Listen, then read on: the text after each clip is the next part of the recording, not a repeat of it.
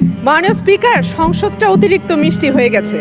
এত বেশি মিষ্টি স্বাস্থ্যের পক্ষে ভালো না। সেজন্য মাননীয় স্পিকার, আমি কিছু তেতো সত্য কথা বলবো যাতে অন্তত ভারসাম্যটা রক্ষা হয়, আর সেই সঙ্গে প্রদীপের নিচে অন্ধকারের দিকেও যেন আমরা একটু তাকাতে পারি। মাননীয় স্পিকার, আমার বক্তব্যের শুরুতেই আমি একটা গল্প বলবো। লিথুনিয়ার কৌনাস পৌরসভার মেয়র একটা শিপিং কন্টেইনারের মধ্যে টয়লেট নির্মাণ করেছিলেন 1.5 কোটি টাকা বিনিময়ে। কাছাকাছি একটা টেনিস ক্লাব একই ধরনের টয়লেট বানায় মাত্র 4.5 লক্ষ টাকা খরচ করে।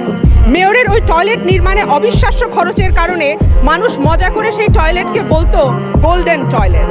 একই রকম কিংবা একটু বেশি দৈর্ঘ্যের অন্যান্য সেতুর সাথে পদ্মা সেতুর বর্তমান ব্যয় তুলনা করলে পদ্মা সেতুকে আমরা বলতেই পারি আমাদের গোল্ডেন ব্রিজ।